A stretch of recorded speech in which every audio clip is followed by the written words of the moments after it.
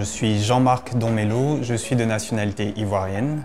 Je suis architecte chez Kofi & Diabaté, ça va faire un peu plus de 2 ans.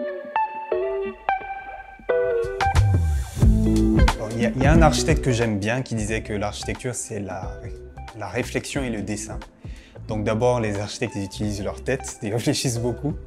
Et ensuite, tout outil qui permet de pouvoir représenter cette réflexion-là sur papier ou autre, pour pouvoir le communiquer à d'autres personnes. Chez Kofi & Diabaté, on utilise pas mal de ces outils-là. Donc avec l'apparition de l'intelligence artificielle, oui, il y a pas mal de changements qui vont être opérés à tous les niveaux, dans tous les secteurs, principalement dans tout ce qui touche à l'information.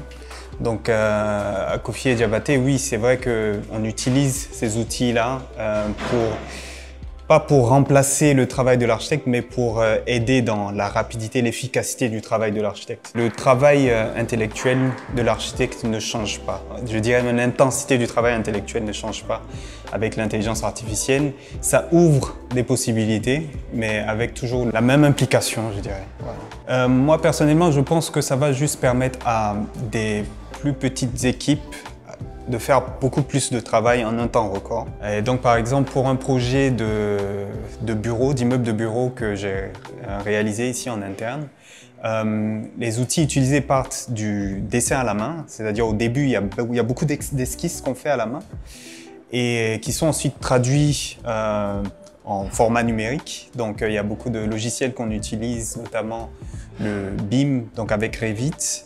On utilise beaucoup de logiciels de visualisation, comme ça, pour regarder un peu l'impact que notre bâtiment aura et les différentes salles à l'intérieur. On utilise beaucoup de logiciels, des logiciels typiques de Excel, Word, etc. pour pouvoir quantifier tous ces éléments-là du bâtiment.